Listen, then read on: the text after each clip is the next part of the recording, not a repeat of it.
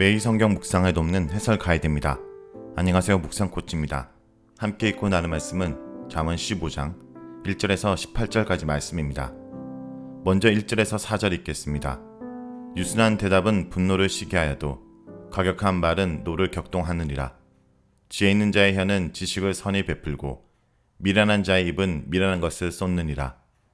여호와의 눈은 어디서든지 악인과 선인을 감찰하시니라. 온순한 혀는 곧 생명나무지만 폐역한 혀는 마음을 상하게 하느니라. 1절에서 4절은 온화한 말과 과격한 말에 대한 내용입니다. 1절은 나의 말이 상대방에게 어떤 반응을 불러오는지를 설명해 줍니다. 나의 부드러운 대답은 상대방의 분노조차 내쫓지만 고통과 모욕이 담긴 말은 상대방의 화를 끌어오르게 합니다. 1절과 스미상관을 이루는 4절은 나의 말이 상대에게 어떤 영향을 끼치는지 언급합니다.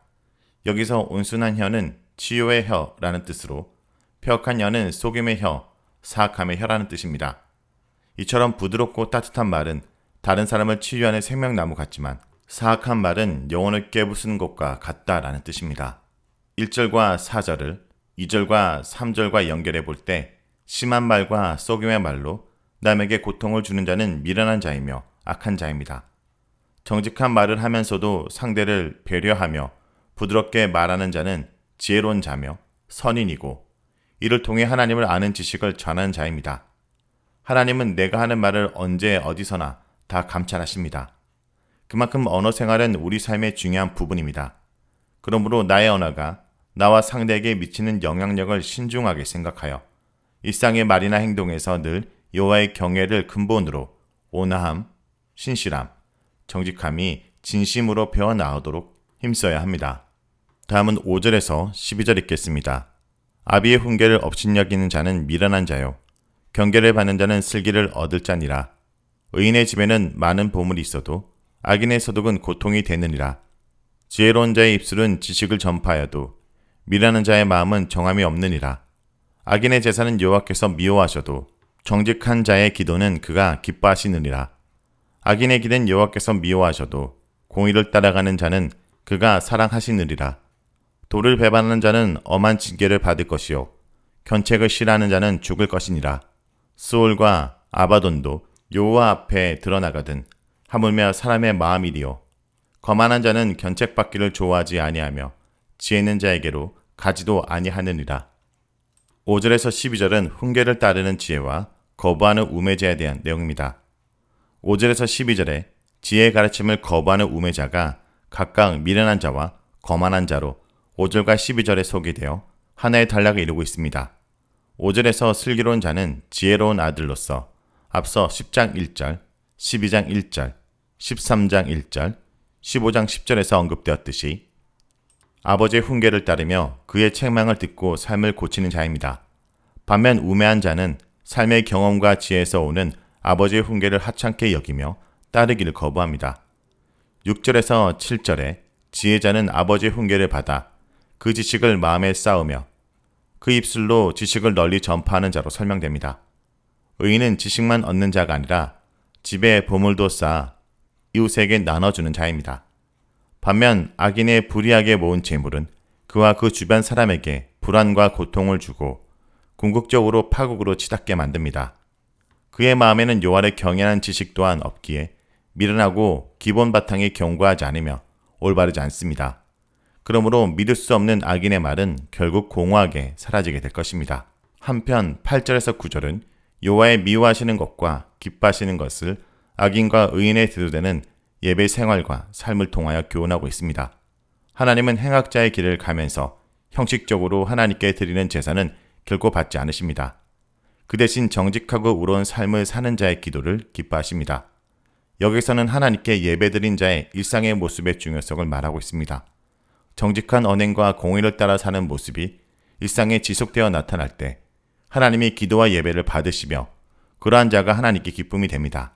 10절에서 12절의 금언들은 하나님이 바른 길을 저버린 자와 책망받기 싫어하는 자를 엄히 징계하고 심판할 것이라고 설명합니다.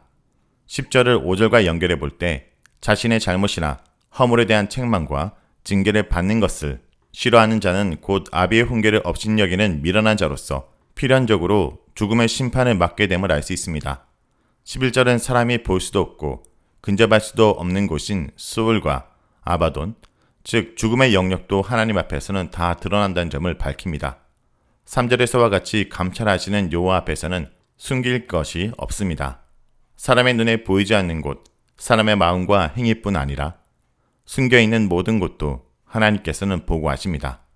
그러므로 나의 모든 행위를 감찰하시고 나의 마음을 아시는 하나님 앞에서 그의 교훈을 받으며 순종하는 삶을 살아야 합니다. 그러나 거만한 자는 책망받기를 싫어하여 진정한 도움을 줄 수 있는 지혜자들을 피하는 우매한 자입니다. 13절에서 18절에 읽겠습니다. 마음의 즐거움은 얼굴을 빛나게 하여도 마음의 근심은 심령을 상하게 하느니라. 명철한 자의 마음은 지식을 요구하고 미련한 자의 입은 미련한 것을 즐기느니라. 고난받는 자는 그날이 다 험악하나 마음이 즐거운 자는 항상 잔치하느니라. 가산이 적어도 여호와를 경외하는 것이 크게 부하고 번뇌하는 것보다 나으느니라. 채소를 먹으며 서로 사랑하는 것이 살찐 소를 먹으며 서로 미워하는 것보다 나으느니라. 본을 쉽게 내는 자는 다툼을 일으켜도 노하기를 더디하는 자는 시비를 그치게 하느니라. 13절에서 18절은 즐거운 마음과 근심의 마음입니다. 13절에서 18절은 내면의 즐거움과 근심을 대조적으로 묘사하는 금원들이 주로 이릅니다. 13절과 14절은 원문에서 마음이라는 단어가 각각 첫 단어로 등장하여 반복함으로써 지혜자와 우매자의 마음에 초점을 맞추고 있습니다. 금원에서는 마음을 잘 다스리는 것이 지혜자의 삶이라고 제안합니다. 13절에서는 눈에 보이지 않는 마음의 즐거움이 밖으로 드러나 사람의 얼굴을 빛나게 하지만 마음의 근심이 있을 때는 보이지 않는 심령을 상하게 한다라고 지적합니다. 즉 하나님이 기뻐하시는 지혜자의 삶은 눈에 보이지 않는 마음이라 하더라도 바른 마음을 갖고 즐거워하는 것이 영육 간에 중요하다는 점을 일깨웁니다. 14절의 금원은 명철한 자는 마음에서부터 지식을 얻으려고 노력하여 찾고 구하나 미련한 자는 입으로 미련한 것을 즐길 뿐이라고 가르칩니다. 즐기다는 원래 목용하다라는 의미로서 미련한 자가 자신의 마음뿐 아니라 입으로도 어리석음을 드러내고 그런 어리석음을 추구하여 더욱더 미련한 자의 삶을 키우게 됨을 비유적으로 표현합니다. 이런 우매자의 모습은 지혜자가 마음을 잘 다스려 점점 더 지혜로워지는 모습과 상반됩니다. 15절에 고난받는 자는 16절에서 17절과 연결해 볼 때 가난한 자로 해석될 수 있습니다. 15절에서는 가난한 자가 험악한 현실 속에서 어려움과 고통과 불행을 겪고 있음을 묘사함으로써 눈에 보이는 삶의 현장이 가난과 고통 속에 있음을 드러내줍니다. 그러나 마음이 즐거울 때는 어려운 환경이 닥쳐도 고난으로 여기지 않고 내적 안정과 평화를 소유하게 되어 날마다 잔치하듯 즐겁게 보낼 수 있게 됩니다. 특히 15절은 13절과 14절, 16절과 17절의 중심에 등장하고 마음과 즐거움이라는 단어를 사용하여 두 단락을 의미상 서로 연결해 줍니다. 16절에서 17절에 뭐뭐하는 것이 뭐뭐보다 낫다 라는 표현이 반복되어 나타납니다. 16절에서는 가난한 자의 모습은 15절에 고난받는 자와 연결성을 가지며 부한 자의 마음과 대조되어 나타납니다.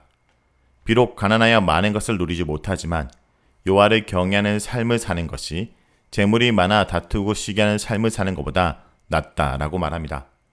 이처럼 여호와의 경외의 가치는 삶의 질적인 기쁨과 풍성함을 가져다 줍니다. 그러므로 여호와를 경외함으로 지혜를 소유하는 것이 많은 재물을 소유하는 것과 비교할 수 없을 만큼 소중하고 가치가 있습니다.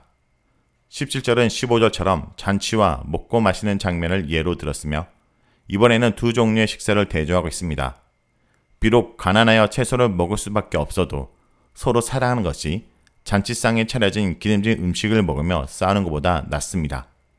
17절도 16절과 마찬가지로 지혜로운 자의 삶이 물질의 소유나 그 풍부함에 있지 않음을 교훈합니다. 서로 사랑하며 사는 것이 곧 여호와를 경외하며 사는 지혜자의 삶입니다. 18절은 다시 1절의 분노와 연결됩니다. 1절에서는 유순한 대답이 분노를 쫓는다 라고 설명하였고 18절에서는 분노를 참지 못하고 쉽게 표출하면 싸움만 커질 뿐 화평을 가져올 수 없다라고 말합니다.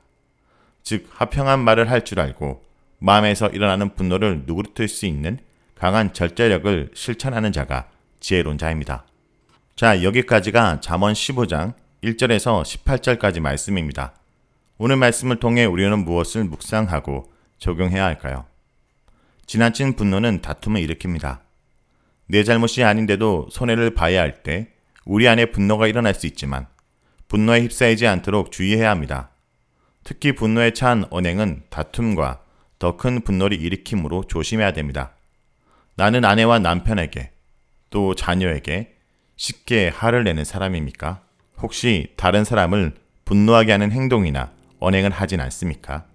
오늘 자신을 돌아보며 분노와 다툼을 일으키는 자가 아니라 서로의 관계를 회복하는 피스메이커의 삶을 살아가길 간절히 기도드립니다.